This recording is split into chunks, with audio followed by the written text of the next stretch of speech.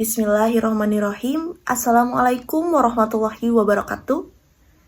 Yang pertama-tama yang saya hormati Bapak Profesor Dr. Yusuf Hidayat MSI serta Bapak Alit Rahmat MPD selaku dosen pengampu mata kuliah Psikologi Olahraga. Saya Listi Sri Mulyani dengan NIM 2101168 akan mempresentasikan Bab 2 tentang belajar keterampilan gerak dan umpan balik. Nah, pertama-tama, seperti yang kita ketahui, hidup merupakan proses belajar yang sangat berharga. Dan belajar adalah proses dari kesempurnaan. Nah, belajar juga ada berbagai bentuk. Salah satunya yaitu berbagai bentuk melalui keterampilan gerak, terus keterampilan memainkan peran penting dan penampilan dalam olahraga. Nah, sebab penampilan olahraga salah satu faktor yang menentukan dan menunjang keberhasilan proses belajar keterampilan gerak, pemberian umpan balik. Lalu ada pengertian dan batasan belajar keterampilan gerak menurut para ahli. Nah, ada dari Slavin tahun 2009 dijelaskan bahwa belajar merupakan perubahan-perubahan perilaku yang relatif sebagai hasil dari latihan atau pengalaman dan tidak dapat diatribusi istilahnya dikaitkan karena pengaruh kondisi tubuh. Ini seperti pernah sakit, lelah, obat-obatan. Nah, sesungguhnya tidak semua perubahan perilaku yang terjadi disebabkan oleh proses belajar. Nah, misalnya perubahan kondisi tubuh, sakit tadi, lelah, dan proses kematangan. Nah, adapun meskipun istilah keterampilan ini memiliki beragam pengertian, tetapi biasanya digunakan untuk menggambarkan tingkat kemampuan seseorang untuk menyelesaikan tugas. Nah, tugas ini bisa keterampilan sebagai yang efektif dan efisien.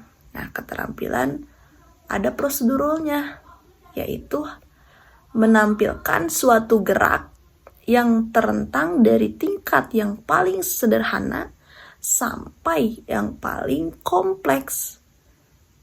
Lalu ada berdasarkan kedua pandangan dari para ahli, kita harus memahami 3, yaitu belajar keterampilan gerak merupakan seperangkat proses internal yang berhubungan dengan aktivitas pemberian latihan atau pengalaman.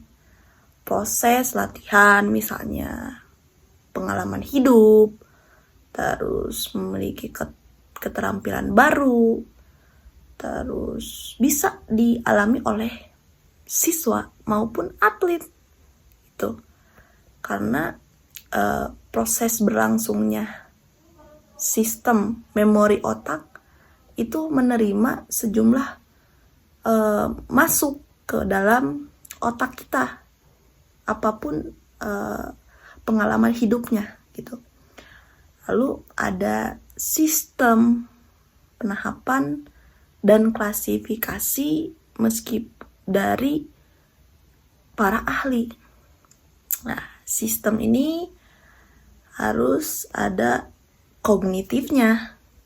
Nah, ini ada dari para ahli juga, yaitu Pitt and Posner kalau nggak salah.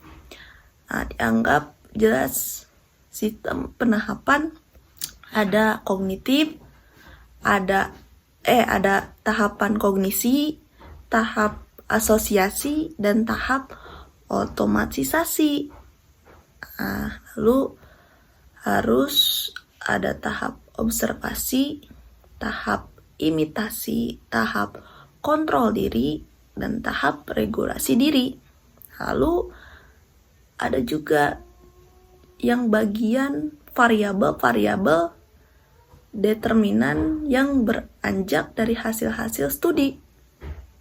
Secara umum, ini memiliki variabel pokok, yaitu variabel internal dan variabel eksternal.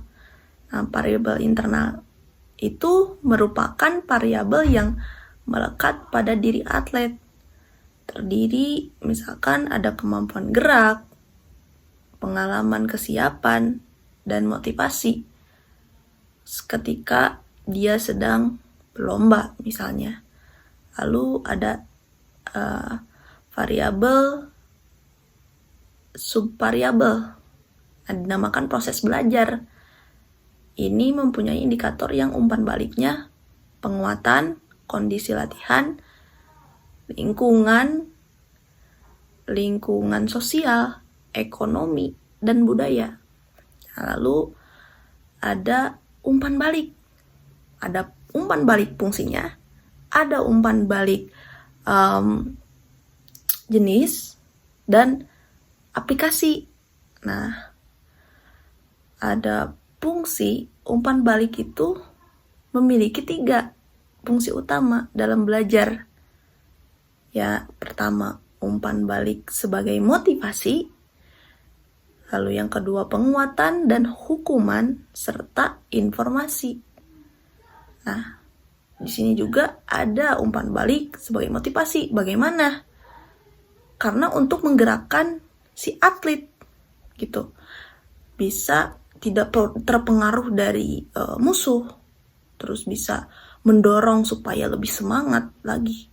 Itu motivasi, itu umpan balik ya. Umpan balik juga sebagai penguatan dan hukuman. Nah, contohnya ada penguatan, misalkan penghargaan, dapat atlet ya, dapat medali, itu sebagai penghargaan. Hukuman, ada sanksi, di mana setiap pertandingan juga ada sanksinya. Lalu atau punishment.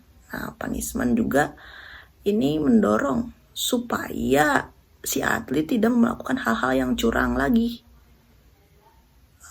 Mungkin sekian yang bisa saya presentasikan. Wassalamualaikum warahmatullahi wabarakatuh.